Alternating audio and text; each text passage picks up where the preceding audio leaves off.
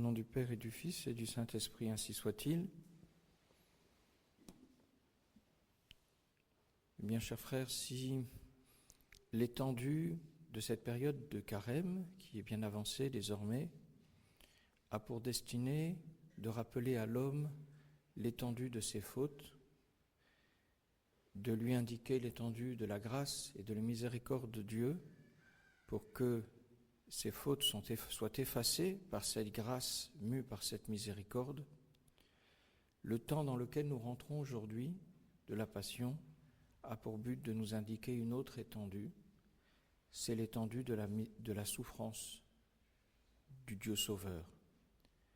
Cette souffrance du Dieu Sauveur, chaque année, nous la voyons revenir, paradoxalement, avec ses croix voilées, et à nouveau, nous allons entendre le récit des souffrances du Christ, afin de nous attarder, que notre âme s'apesantisse sur ces souffrances les unes après les autres. À nouveau, nous allons nous rappeler que Barabbas a été préféré à Jésus-Christ. À nouveau, nous allons assister à cette trahison du peuple juif qui avait acclamé le Christ au rameau et l'a dénoncé ensuite.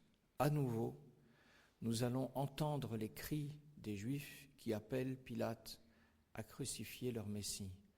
À nouveau, nous allons méditer sur ces souffrances incroyables qu'il va souffrir dans sa peau avec les coups de fouet qui s'abattront sur ses chairs adorables. À nouveau, nous allons méditer sur ces clous qui vont rentrer dans sa tête. À nouveau, nous allons le voir porter sa croix tout au long, tomber et se faire conspuer par ceux-là pour lesquels il est venu. À nouveau, nous allons imaginer les clous qui rentrent dans ses chairs. À nouveau, nous allons méditer sur ces 3 heures qu'il va passer étendu sur le gibet de la croix. Et à nouveau, une année encore, l'Église nous fera contempler l'étendue de ses souffrances, non seulement physiques, mais morales, en nous faisant penser à l'abandon de son peuple, à l'abandon de ses proches, de ses apôtres, au péché des hommes, à sa déréliction, à sa solitude sur la croix, lui qui n'avait fait aucun mal et qui a subi dans une injustice totale un tel montant de douleur.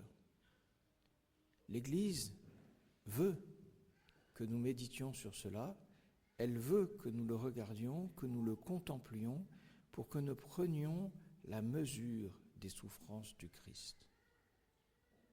Et l'objectif que je vous propose pour ce temps qui s'ouvre est le suivant: mesurer l'étendue des souffrances du Christ jusqu'au bout, y revenir et sans cesse s'appesantir dessus. Et en contemplant la mesure des souffrances du Christ, nous sommes aussi appelés à mesurer l'étendue de sa patience, qui est résumée par saint Pierre dans une parole magnifique de ses épîtres lorsqu'il dit « Lui qui, rejeté, ne rejetait point.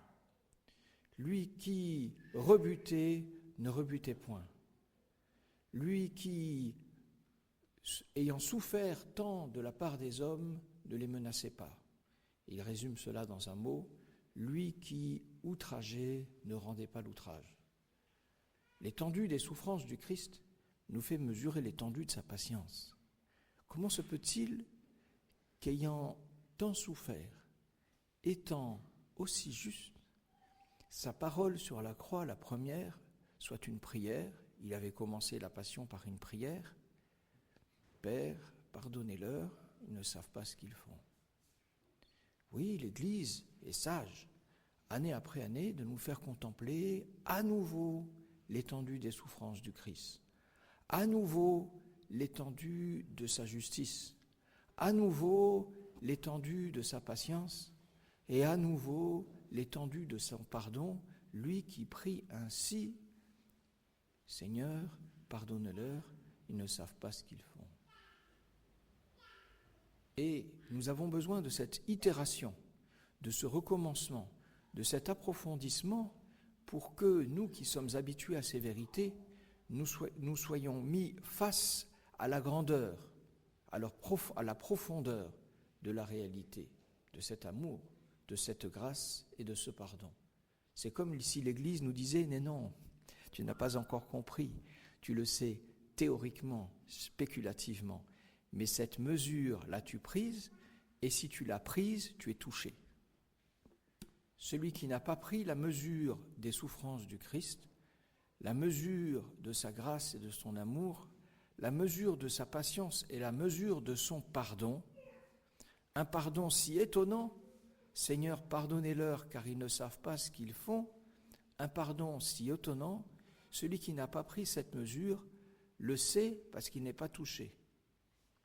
Celui qui l'a pris le sait parce qu'il est touché. Et pour nous toucher, l'Église recommence et recommence et recommence en lui disant « Est-ce que tu te rends compte de ce que c'est que pardonner dans ces conditions ?» Et ce pardon ne va pas d'abord aux Romains, parce que les Romains, s'ils ont crucifié Jésus-Christ, c'est par force, par peur de Pilate, par force des soldats qui obéissaient au gouverneur, au procureur, et puis par peur de Pilate qui craignait la colère de Rome. Ceux à qui ce pardon s'étend, ce n'est pas d'abord nous, non. Ce sont d'abord les Juifs.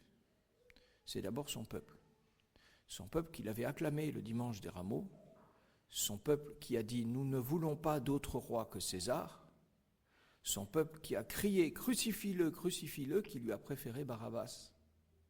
Ce peuple qui est venu autour de la croix et qui, représenté dans la personne de ses chefs, disait « Descends de la croix si tu es le Fils de Dieu ». Ce peuple qui criait sur lui alors que le Christ, roi des nations, souverain créateur du ciel et de la terre, était dénudé dans une impudeur incroyable sous les yeux de ceux qui ne méritaient pas de vivre. Et cette profondeur du pardon, ceux qui en bénéficient d'abord, c'est le peuple juif. Or, ce peuple juif, hélas, s'étant détourné de celui qui était venu les sauver, ne s'est pas retourné vers lui, a continué de le refuser. Bien sûr, Saint Pierre, au moment de la Pentecôte, s'est tourné vers lui, vers ce peuple, et lui a dit « C'est pour vous que le pardon est d'abord fait, c'est vous qui êtes d'abord concernés par lui, parce que c'est vous d'abord qui avez fauté, et c'est vous d'abord qui devez faire pénitence. » Quelques-uns se sont battus la coulpe, ont reçu le baptême. Et puis, ensuite, Étienne, qui était juif aussi, lui a reçu la grâce de Dieu, et les Juifs ont exercé leur colère sur Étienne qui reproduisait le Christ. Et Étienne a vécu dans sa chair l'étendue des souffrances que le Christ lui avait réservées, et il a montré aussi l'étendue de sa patience, puisque lui aussi a montré l'étendue de son pardon en priant pour ses persécuteurs. Quand le Christ avait dit « Seigneur, pardonnez-leur, ils ne savent pas ce qu'ils font », saint Étienne disait, au moment où on lui envoyait des pierres sur le corps, des pierres sur le corps, sur son tronc, sur ses bras, sur sa tête, de lourdes pierres que les gens lui envoyaient de ci, de là, il n'avait pas moyen de s'échapper. Et il disait, Seigneur, ne leur imputez pas ce péché. Étendue du pardon d'Étienne. Et saint Paul, qui était juif, a vu la souffrance d'Étienne, et saint Paul a participé à la mort d'Étienne, et ensuite saint Paul s'est converti, et il a dit, j'ai éprouvé la miséricorde de Dieu, parce que lui, au sein du peuple juif, comme Étienne et comme d'autres, il fait exception. Lui, il a dit, nous n'avons pas le droit, après avoir fait tuer le Christ, de refuser son pardon. Et il a dit, j'ai vécu la miséricorde du Christ. Saint Paul est le témoin abondant de l'étendue de la miséricorde du Christ. Et à quoi a-t-il répondu ? Comment a-t-il répondu à cette offre du Christ de son pardon ? Magnifiquement. Par la voie de la sainteté qu'il a prise, il s'est donné à Jésus et il a dit « J'ai vécu la miséricorde dans ma chair » et il s'est donné à Jésus-Christ amplement. Et il a tout pardonné à ces Juifs qui se mettaient à le persécuter. Alors, mes bien chers frères, toutes ces étendues que nous fait contempler l'Église, elle nous parle. Parce que nous qui avons mesuré pendant quelques dizaines de jours l'étendue de nos fautes dans le carême, nous qui avons reçu, j'espère, le pardon de nos fautes par la confession du carême, nous qui contemplons l'étendue de l'amour de Jésus-Christ, de l'étendue de sa miséricorde, lui qui prie pour ses persécuteurs, qui demande au Père de leur pardonner, nous qui mesurons que le peuple juif a refusé dans une longue étendue de siècles le pardon de Dieu, sauf certains, nous qui donc avons profité du pardon du Christ sur nous, est-ce que nous avons le droit de restreindre l'étendue du pardon de ceux qui nous font des offenses? Si nous avons bien moins de justice que le Christ, si nous avons bien moins souffert que lui, alors nous sommes les premiers qui devraient dire comme lui, « Seigneur, pardonnez-leur ».